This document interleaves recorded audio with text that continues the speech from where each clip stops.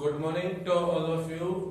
जैसा कि आपको पता है कि कल आपको हमने वेन डायग्राम के बारे में बताया था। वेन डायग्राम सेट्स की एक रिप्रेजेंटेशन होती है। रिप्रेजेंटेशन तो roster form, set builder form भी होती है, लेकिन वेन डायग्राम भी एक रिप्रेजेंटेशन थी जिसको लाया गया था एक ब्रिटिश मैथमेटिशियन जॉन वेन ने, और उसी के नाम पर उसका नाम पड़ा था वेन डायग्राम। वेन डायग्राम में सबसे पहले आपको कल बताया गया था कि एक यूनिवर्सल सेट का डायग्राम होता है वो कैसा होता है, एक सेट का डायग्राम कैसा होता है।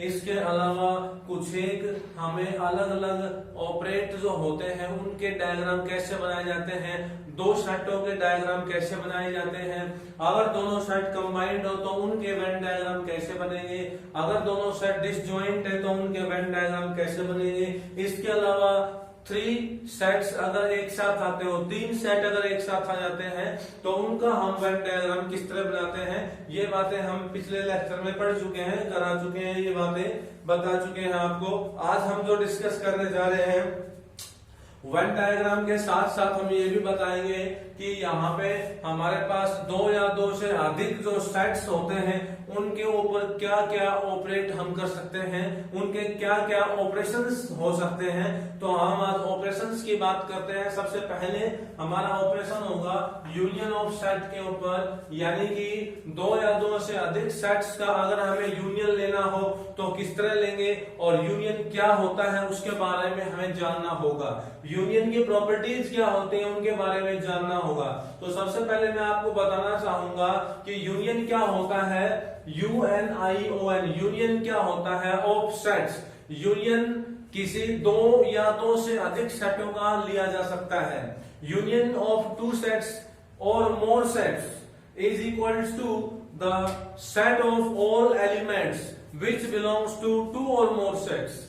कहने का मतलब ये हुआ कि किन्हीं 2 या 2 से अधिक सेटों का अगर हमें यूनियन निकालना हो तो उस यूनियन में उन सभी एलिमेंट्स की कलेक्शन होती है, उन सभी एलिमेंट्स की कलेक्शन होती है जो एलिमेंट्स हमें उन सभी सेट्स से मिलते हैं।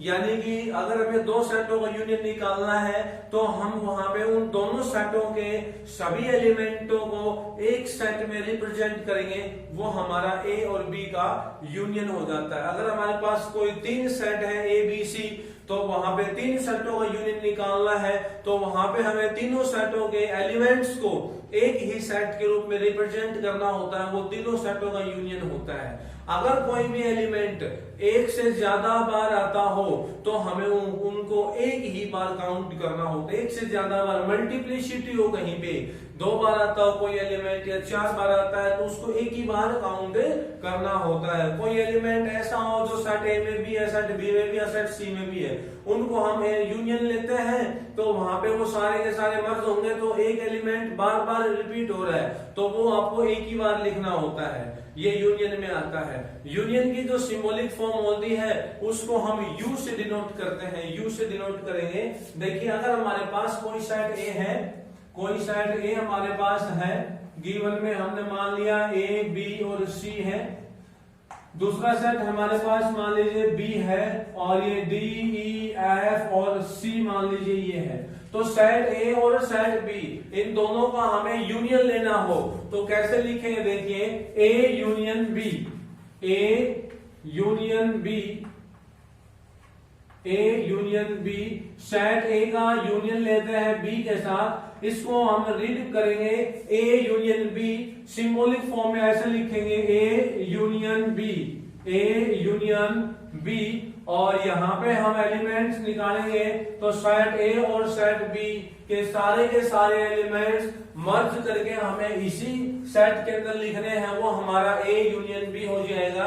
अब एलिमेंट अब आपको लिखने हैं तो ए बी सी, ए बी सी, फिर यहां से ले लीजिए डी ई एफ और फिर से सी आ गया, डी ई एफ और सी दोबारा से आ गया तो दोबारा से सी लिखने की जरूरत यहाँ पे नहीं है क्योंकि पहले आ चुका है सी।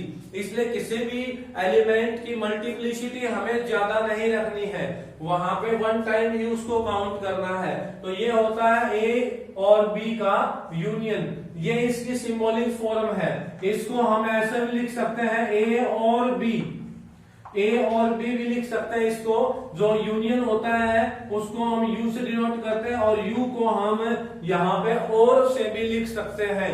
यूनियन को यहाँ पे हम और से भी लिख सकते हैं, यानी कि ए और बी। अगर आपसे ये पूछा जाए ए और बी निकालिए तो इसका मतलब भी यही होगा, ए यूनियन बी। ए और बी दोनों सेटों के एलिमेंट्स मर्ज करके हमें लिखने होते हैं, वो हमारा हो जाएगा ए यूनियन बी। अब देखिए इसमें एक सेट बिल्डर फॉर्म भी बनाई जा सकती है। ए और बी दो है, सेट है, इनकी यूनियन के लिए सेट बिल्डर फॉर्म। देखिए एक तो मैंने यूनियन की डेफिनेशन ये बताई है कि यूनियन अगर हमें निकालना हो सेट ए और सेट बी का, यानी कि मैं डेफिनेशन के तौर पे लिखूं तो ये लिखूंगा, let A and B are two sets, then union of A and B is the collection या is the set of all elements which are belongs to those those sets A and B। अगर मैं उसी बात को कहना चाहूं एक set builder form के रूप में, तो मैं उसको क्या लिखूंगा, A union B equals to X such that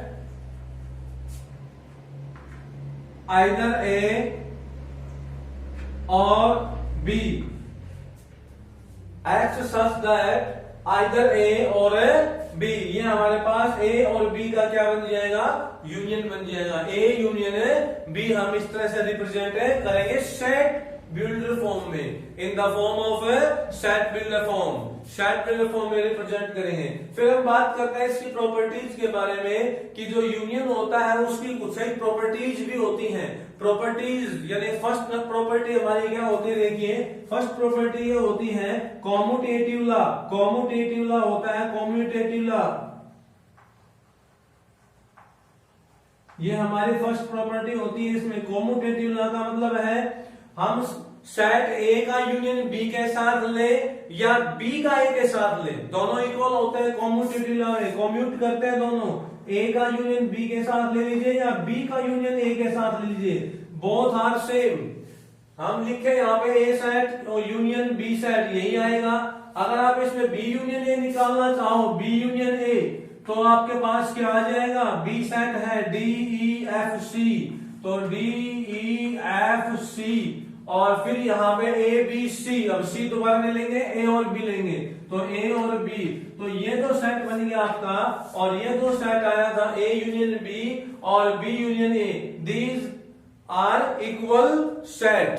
तो यहां से हम कहेंगे कि जो सेट यूनियन होते हैं, दो सेटों का यूनियन लेते हैं, तो वहां पे दोनों कॉम्यूट करते हैं, कॉम्यूटेटिव लॉ को होल्ड करते हैं, कॉम्यूटेटिव प्रॉपर्टी को सेटिस्फाई करते हैं। ए यूनियन बी और बी यूनियन ए बराबर होते हैं। इसके बाद अगर हम बात करें दूसरी प्रॉपर्टी यहाँ पे लागू होती है associative law. Associative law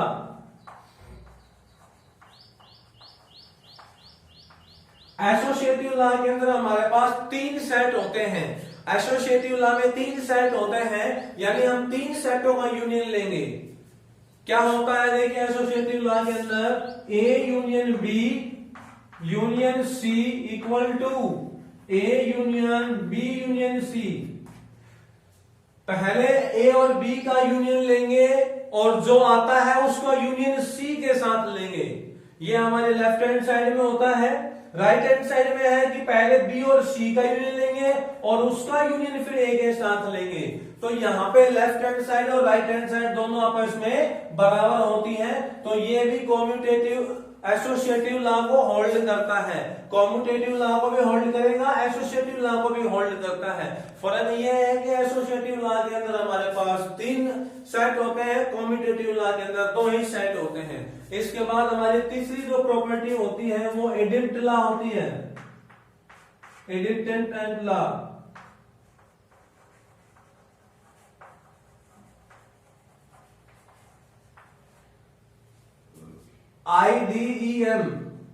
IDEM POTENT आइडिपेंडेंट law के अंदर क्या होता है कि किसी सेट का यूनियन उसी के साथ ले तो वो अपने आप खुद ही आए। ये होती है आइडिपेंडेंट लॉ के अंदर।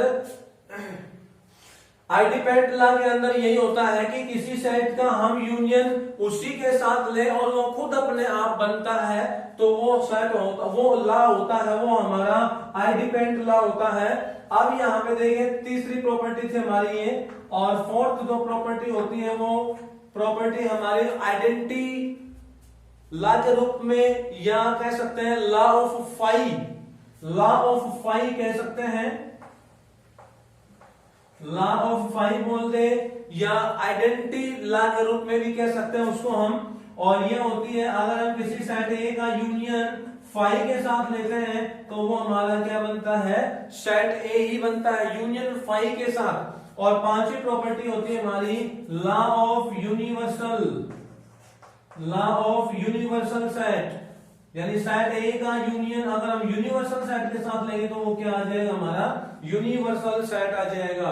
तो ये पांचों की पांचों प्रॉपर्टीज यहाँ पे सेटिस्फाई होती हैं, और पांचों की पांचों प्रॉपर्टीज को हमें ध्यान में रखना है। आगे के क्वेश्चंस आएंगे तब उनमें हमें डायरेक्टली भी यूज करनी पड़ सकती हैं।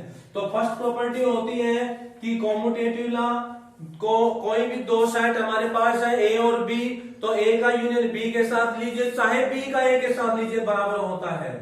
ठीक है, ये हमने यहाँ पे वेरीफाई भी करके दिखाया है। इसी तरह से तीन सेट अगर आ जाए हमारे पास तो ए का यूनियन बी के साथ, और जो आए ए और बी का यूनियन उसका यूनियन फिर सी के साथ लो, और वो किसके बराबर रहेगा, वो राइट हैंड साइड बी और सी का यूनियन निकाले फिर ए के साथ ले यूनियन, उसके बराबर रहेगा। थर्ड जो हमारी प्रॉपर्टी होती है आइडेंटिपेंडेंट लॉ के अंदर किसी सेट ए का यूनियन उसी के साथ अपने आप के साथ होता है और वही इक्वल होता है, तो वो आइडेंटिपेंडेंट लॉ होता है। लॉ ऑफ फाई या आइडेंटिटी लॉ होता है हमारा, आइडेंटिटी लॉ के अंदर होता है फाई के साथ यूनियन ले तो हमारे पास क्या होता है, सेट ए होता है। कोई भी सेट ए हमारे पास, जैसे ये है एबीसी है, अगर मैं इसका फाई का मतलब होता है एम्प्टी सेट, और उसके साथ यूनियन लेता हूं एम्प्टी सेट के साथ, एम्प्टी सेट यानी इसमें तो कोई एलिमेंट है ही नहीं, और इसके साथ अगर मैं यूनियन लूंगा तो कौन से एलिमेंट आएंगे, एबीसी आएगा, और एबीसी आएगा तो वो क्या सेट हुआ, हमारा ए ही सेट हुआ। तो जब भी कभी भी यूनियन लेते हैं फाई के साथ तो वो खुद ही बन के आता है सेट ए। यूनिवर्सल के साथ, ये यू का मतलब है यूनिवर्सल जो हम पहले बता चुके थे, यूनिवर्सल एक ऐसा सेट होता है जिसके कॉन्टेक्स्ट में बहुत सारे सेट्स होते हैं, और जो सबसेट होते हैं यूनिवर्सल के, जो डेफिनेशन हम पहले बता चुके हैं। तो यूनिवर्सल सेट होता है उसी के नीचे सारे सेट होते हैं, यूनिवर्सल सेट के नीचे ही सारे सेट बनते हैं। सेट थ्योरी के अंदर यूनिवर्सल सेट सबसे बड़ा सेट होता है, उसी के अंदर सारे सेट बने होते हैं। यूनिवर्सल सेट के लिए कल बताया भी था, उसको वेन डायग्राम अलग से ही होता है। यूनिवर्सल सेट का वेन डायग्राम रेक्टेंगल टाइप में बताया था, इस तरह से रेक्टेंगल टाइप में इसका वेन डायग्राम बनाया जाता है, इसी के अंदर सारे सेट माने जाते हैं। लॉ ऑफ यूनिवर्सल में ए सेट का यूनियन अगर मैं यूनिवर्सल के साथ लेता हूं तो वो यूनिवर्सल ही सेट बनता है हमारे पास। अगर मैं इसमें ए और बी को वेन डायग्राम में दिखाना चाहूं यूनियन के रूप में, ए और बी को यूनियन के रूप में अगर मैं दिखाना चाहूं, यूनियन के रूप में इसको वेन डायग्राम में दिखाना चाहूं तो कैसे दिखाएंगे, देखिए ये हमारे पास सेट ए है, ये हमारे पास सेट बी है, सेट ए ये है, सेट बी ये है, और इनका यूनियन जो बनेगा वो आपका ये वाला हिस्सा, फिर ये बीच का हिस्सा, और फिर ये वाला हिस्सा, ये तीनों हिस्से शेडिड कर देंगे। इन तीनों शेडिड हिस्सों को हम कहेंगे ए यूनियन बी, और ये हमारा है यूनिवर्सल सेट। और जो बाकी हिस्सा जो बच गया तो यहाँ शेडिड नहीं है, वो एक अलग कॉन्सेप्ट में आता है, और उसका हम आज जिक्र भी करेंगे, कॉम्प्लीमेंट ऑफ सेट, उसको बोलते हैं complement of set. Third number पे इसकी बात करेंगे हम, कॉम्प्लीमेंट ऑफ सेट क्या होता है। लेकिन ये हमारे पास था यूनियन ऑफ सेट के बारे में, ये इसकी प्रॉपर्टीज है, इनको हमें ध्यान में रखना है, आगे कभी भी डायरेक्टली हम इनको यूज कर सकते हैं। इसी तरह से इंटरसेक्शन ऑफ सेट की बात करें, इंटरसेक्शन ऑफ सेट का मतलब क्या होता है, देखिए यहाँ पे भी दो या दो से अधिक हमारे पास सेट मिल सकते हैं और उन सेट्स के बीच में आपस में कॉमन एलिमेंट कोई भी मिले, हमें कॉमन एलिमेंट जो हमें मिलता हो तो उसको बोलते हैं intersection of set A and B, यानी कि दो या दो से अधिक सेट्स के बीच कॉमन एलिमेंट जो है उसको हम इंटरसेक्शन बोलते हैं। इसकी रिप्रेजेंटेशन, इसकी सिंबॉलिक फॉर्म होती है वो इस तरह से होती है, इसको हम ऐसे लिखेंगे ए इंटरसेक्शन बी, यानी कि जो यूनियन होता है उससे उल्टा होता है, यहाँ पे यूनियन में यू के रूप में रिप्रेजेंट किया जाता है ऐसे, और इंटरसेक्शन में ऐसे रिप्रेजेंट किया जाएगा, ठीक है। इसको हम ऐसे भी लिख सकते हैं A and B, A and B, इस तरह भी लिखा जा सकता है ए एंड बी, यानी एंड का मतलब इंटरसेक्शन से होता है। अगर मैं इसको सेट बिल्डर फॉर्म में लिखना चाहूं, जैसे हमने यूनियन को सेट बिल्डर फॉर्म में लिखा था, यहाँ पे X such that either A और B, either X belong to A भी कह सकते हैं, either X belong to A और एक्स बिलोंग टू बी, ये भी कह सकते हैं यहाँ पे either X belong to A और एक्स बिलोंग टू बी, ये लिखा जाएगा। अगर मैं इंटरसेक्शन की बात करता हूं तो यहाँ पे इसकी सेट बिल्डर फॉर्म क्या बनेगी, देखिए ए इंटरसेक्शन बी बराबर हो जाएगा x such that x belongs to A and x belongs to B, यानी कि हमें वो एलिमेंट लेने हैं जो A के अंदर भी हो और B के अंदर भी हो। इस एंड का मतलब यहाँ पे होता है कॉमन से, यानी कि जो एलिमेंट इस सेट में भी है और जो एलिमेंट इस सेट में भी है, दोनों सेटों में जो एलिमेंट होते हैं उससे यहाँ पे मतलब है। तो एग्जाम्पल के तौर पे मैं बताना चाहूंगा, जैसे हमारे पास सेट ए रहा A B C, set B है डी ई एफ सी, तो इन दोनों में कॉमन एलिमेंट क्या है, ए और बी में कॉमन क्या है आपको दिखाई दे रहा होगा, जो एलिमेंट दोनों में होता है कॉमन उसी को लिया जाता है, जो दोनों में है सी एलिमेंट दोनों के अंदर दिखाई दे रहा है, तो इसके इंटरसेक्शन में क्या आ जाएगा, केवल हमारे पास सी आ जाएगा। तो ए और बी का इंटरसेक्शन क्या हुआ, सी हो गया, ए एंड बी भी बोल सकते हैं इसको। फिर इसकी प्रॉपर्टीज के बारे में हम बात करें, प्रॉपर्टीज के बारे में बात करें तो यहाँ पे भी यही प्रॉपर्टीज होती हैं, केवल फर्क इतना होगा यहाँ पे यूनियन की जगह पे इंटरसेक्शन आ जाएगा। जैसे देखिए यहाँ पे हम इसकी प्रॉपर्टीज की बात करते हैं, तो पहली प्रॉपर्टीज हमारी होती है कॉम्यूटेटिव लॉ, कॉम्यूटेटिव लॉ, यानी कि ए सेट का इंटरसेक्शन बी के साथ कर लो या बी का ए के साथ कर लो, बात बराबर रहती है, चाहे ए को आगे लिख दो चाहे पीछे लिख दो, किसी तरह भी लिख दो। जैसे मैंने यहाँ पे ए और बी का इंटरसेक्शन लिया, बी का और ए का, तो ए इंटरसेक्शन भी हमारे पास कितना आया सी। अगर मैं बात करूं बी इंटरसेक्शन सी के बारे में कि भाई पहले बी में देखो और फिर ए में देखो, तो दोनों में कॉमन तो वही रहेगा, कॉमन एलिमेंट थोड़ी ना बदली हो जाता है, तो कॉमन एलिमेंट तो सेम रहेगा। तो यहाँ पे बी और ए में भी कॉमन एलिमेंट क्या बनेगा, सी बनेगा, देयरफॉर इनमें भी कॉमन एलिमेंट सी आएगा। तो दोनों सेटों में इंटरसेक्शन बराबर है, तो हम कह सकते हैं बी और ए का इंटरसेक्शन बोल दो चाहे ए और बी का इंटरसेक्शन बोल दो, दोनों सेम रहेंगे यहाँ पे। तो हम कह सकते हैं यहाँ पे कि ए बी का कॉमन और बी ए का कॉमन क्या होता है, बराबर होता है, इसलिए इसको कॉम्यूटेटिव लॉ प्रॉपर्टी है वो सेटिस्फाई करेगी। इसके बाद बात करें हम एसोसिएटिव लॉ के बारे में, तो secondly associative law, associative law बोलते हैं इसको। एसोसिएटिव लॉ हमारे पास होता है, इसमें तीन हमारे पास सेट होते हैं, तीन सेट होते हैं, A intersection B intersection C बोला जाता है, इसमें ए बी सी तीन सेट होते हैं यहाँ पे। इसमें हमारे पास A intersection B intersection C होता है, ए बी का इंटरसेक्शन फिर सी के साथ इंटरसेक्शन, ए बी के साथ इंटरसेक्शन फिर सी के साथ इंटरसेक्शन, ये होता है हमारे पास। तो A intersection B intersection C बराबर A intersection B intersection C। पहले A और B का इंटरसेक्शन लेंगे, जो इंटरसेक्शन पार्ट आएगा उसको C के साथ सोल्व करेंगे। ठीक है, ये हमारी LHS होती है। इसमें B और C का इंटरसेक्शन लेंगे और जो इंटरसेक्शन आएगा उसको A के साथ इंटरसेक्ट करेंगे, तो वहां पे आपके पास ये RHS होती है। ये LHS और RHS दोनों यहाँ पे बराबर रहती हैं। हम ये जो बातें एसोसिएटिव लॉ में आती हैं इनको वेरीफाई करके दिखाएंगे आगे के कुछ क्वेश्चंस में, इनको वेरीफाई भी करेंगे क्या ये बराबर होते हैं या नहीं होते हैं, और होते हैं तो कैसे होते हैं। तो यहाँ पे बराबर तो होते ही है, तो हमें कंफर्म है। प्रॉपर्टी होती है, ये प्रॉपर्टी है यहाँ पे, ये दोनों प्रॉपर्टी में आते हैं।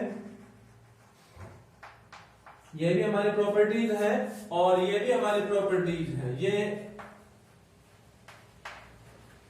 प्रॉपर्टीज में है तो ये वेरीफाइड है, ये वेरीफाइड है, ये इक्वल ही होते हैं। हम केवल वेरीफाई करके देखेंगे क्वेश्चंस के माध्यम से।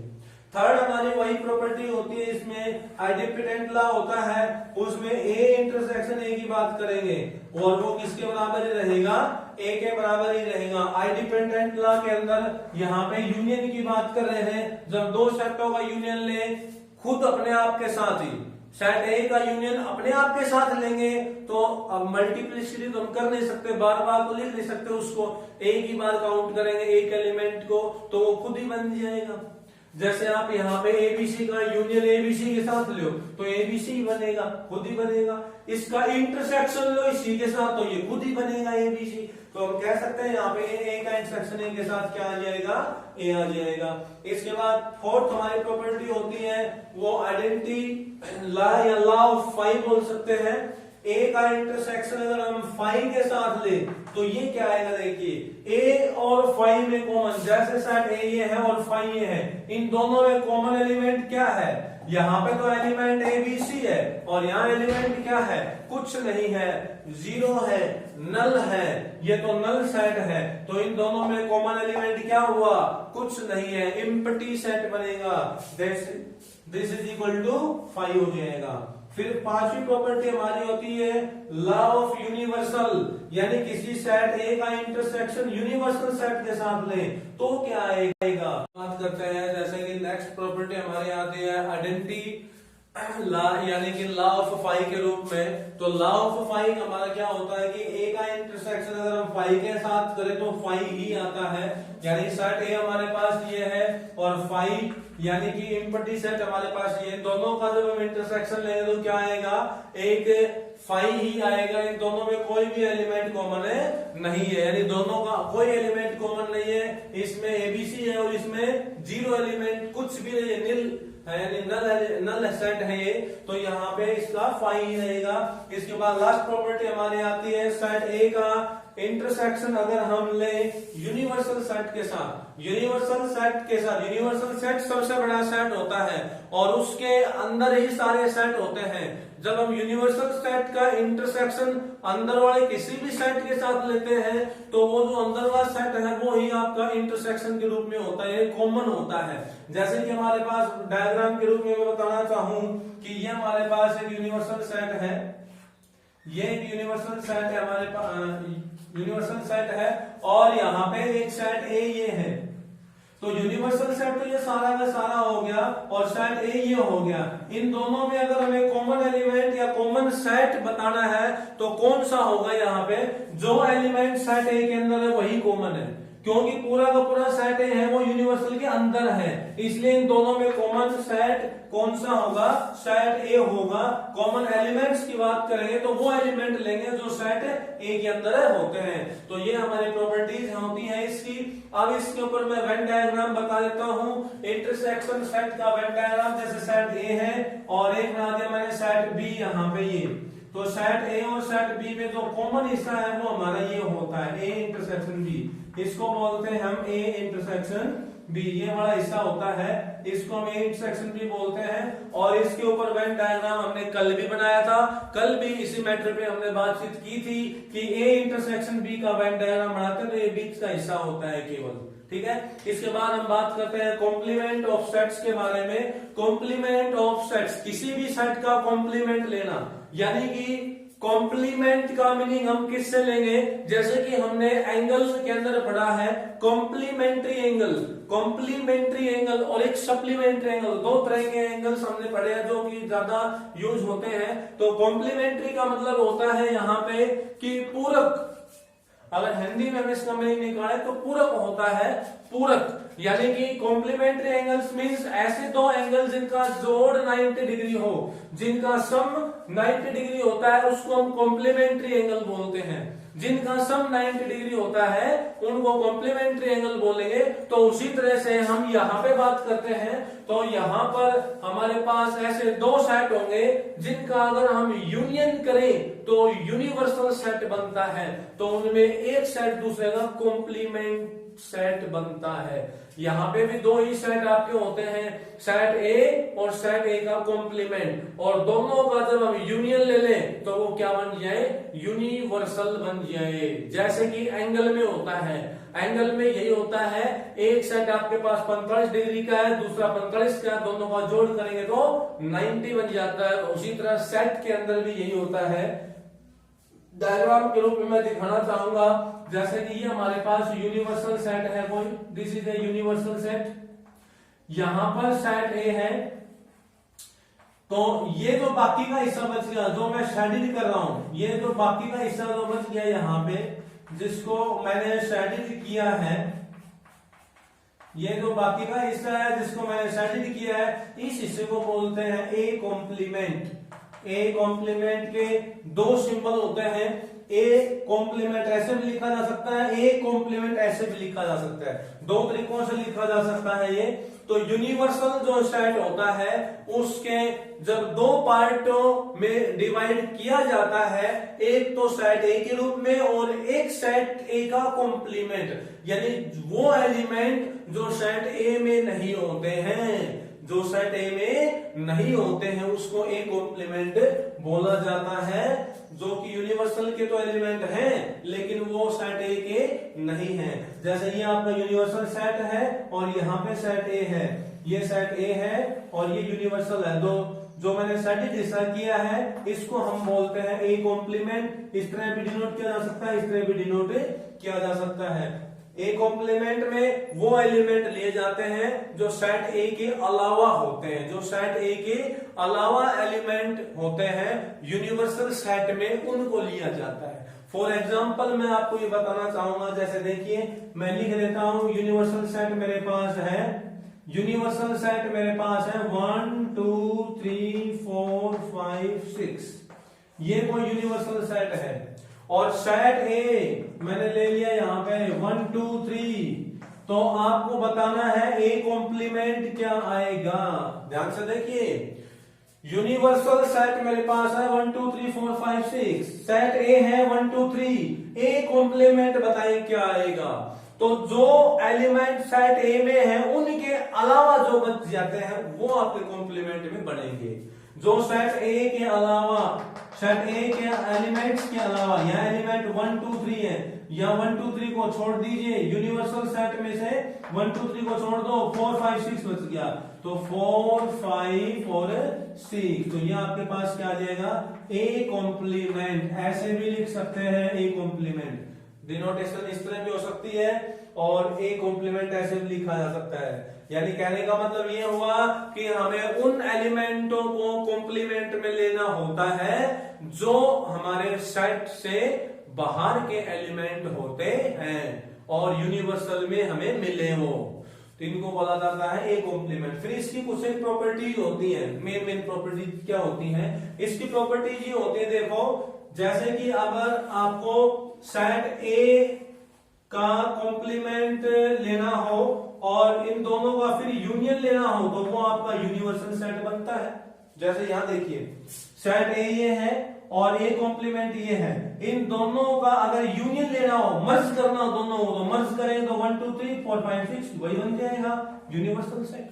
तो फर्स्ट प्रॉपर्टी ये होती है कि अगर सेट ए का यूनियन ए कॉम्प्लीमेंट के साथ, ये है यूनियन, यूनियन का मतलब सभी एलिमेंटों को एक जगह पे इकट्ठा करके लिखो, तो यूनिवर्सल सेट बनता है। अगर आपको सेट ए और ए कॉम्प्लीमेंट का इंटरसेक्शन लेना हो तो वो होगा आपका 5। इन दोनों में कॉमन एलिमेंट देखिए, ए सेट में 1 2 3 है, बी ए कॉम्प्लीमेंट आपका 4 5 6, तो इन दोनों में कॉमन कोई भी नहीं है। कॉमन नहीं है तो यहाँ पे इंटरसेक्शन क्या आएगा, 5 आएगा।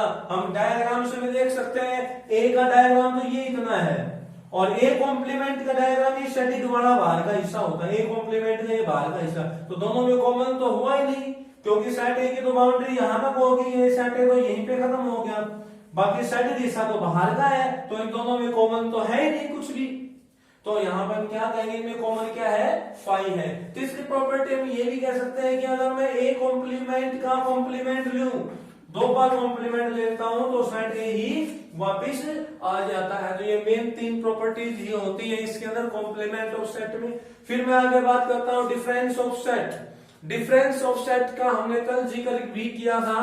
तो हमारे सेट हैं 2, ए और बी, तो दोनों में डिफरेंस होता है a माइनस बी और b minus A. Difference of set होता है यहाँ पे a माइनस बी और b माइनस ए। जैसे देखिए कल भी हमने डिस्कस किया था, फिर से देखिए,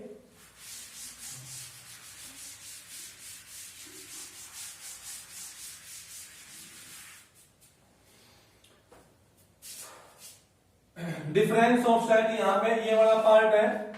डिफरेंस ऑफ सेट का मतलब हमारे पास सेट्स का अंतर। कल डायग्राम बताया था आपको कि एक हमारे पास ये अगर यूनिवर्सल सेट है, इसमें यहां सेट ए है, यहां सेट बी है, सेट ए और सेट बी, तो ये जो हिस्सा होता है इस हिस्से को हम बोलते हैं ए इंटरसेक्शन बी, और इधर का जो ये वाला पार्ट है, ये वाला, इसको बोलते हैं a माइनस बी और इसको बोलते हैं b माइनस ए। तो ये जो a माइनस बी और b माइनस ए है, इन दोनों को हम बोलते हैं डिफरेंस ऑफ सेट्स। इन दोनों को हम बोलते हैं डिफरेंस ऑफ सेट्स। ठीक है, ये हमारा डिफरेंस ऑफ सेट होता है। बाकी हम इनको कैसे निकालेंगे, किस तरह से डिफाइन करेंगे, वो हम क्वेश्चंस के अकॉर्डिंग क्वेश्चन सोल्व करवाएंगे, उस टाइम बता देंगे।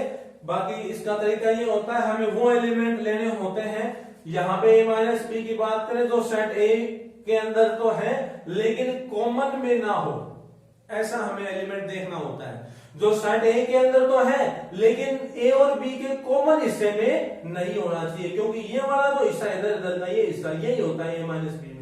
अगर b माइनस ए निकालना हो तो सेट b की बात करेंगे हम, और वो एलिमेंट लेना है जो इस कॉमन में ना हो, इधर वाला हिस्सा, ये वाला हिस्सा, ये b माइनस ए में आ जाएगा। तो ये आपका होता है a माइनस बी और b माइनस ए का। फिर अगली जो बात होती है वो symmetric difference of sets. Symmetric difference of set, इसकी नोटेशन ये होती है, अगर आपके पास एक सेट ए है और दूसरा सेट बी है तो इनका सिमेट्रिक डिफरेंस, सिमेट्रिक डिफरेंस ये बोला जाता है, इस तरह से लिखा जाता है इसको, ए सिमेट्रिक डिफरेंस बी के साथ लेते हैं तो इसका हमारे पास ये रिजल्ट होता है ए माइनस बी का यूनियन ले लीजिए बी माइनस ए के साथ, ये होता है हमारा symmetric difference. A symmetric difference with B क्या होता है, a minus B union b minus A.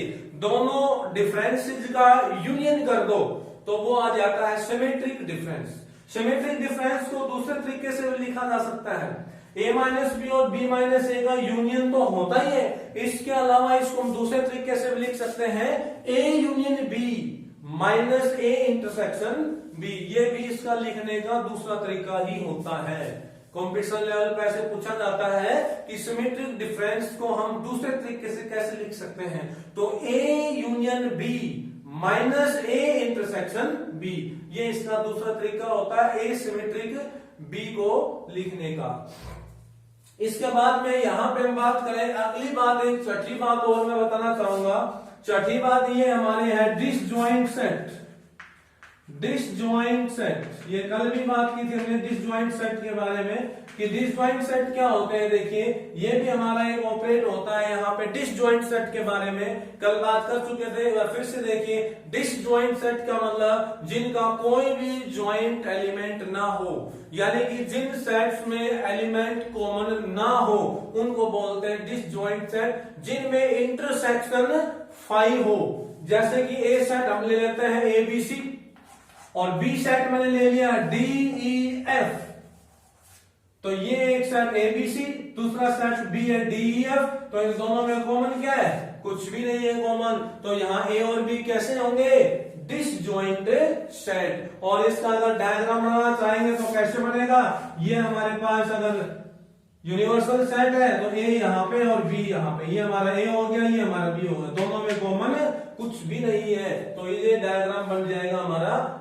Disjoint set का वेन डायग्राम। ठीक है, ये वेन डायग्राम देखिए, यहाँ पे बीच का हिस्सा कॉमन होता है, तो ये डिसजॉइंट सेट का नहीं है, ये जॉइंट सेट का है, यहाँ पे कुछ एलिमेंट कॉमन है। ठीक है, तो इस तरह से हमारे पास ये कुछ एक ऑपरेशंस होते हैं, ये कुछ एक प्रॉपर्टीज हैं, इनको हमें ध्यान में रखना है और वेन डायग्राम्स को याद रखना है। आगे हम अगली एक्सरसाइज स्टार्ट करेंगे, इनके ऊपर कुछ एक बेसिक इंपॉर्टेंट जो क्वेश्चंस हैं उनका सॉल्यूशन करेंगे। इसके बाद हम चलते हैं, आगे चलेंगे तो एप्लीकेशन में जाएंगे, सेट्स की एप्लीकेशन ऑफ सेट्स का जिक्र करेंगे नेक्स्ट वीडियोज में। तो फिलहाल तो हम इतना ही करते हैं। Thank you, have a nice day.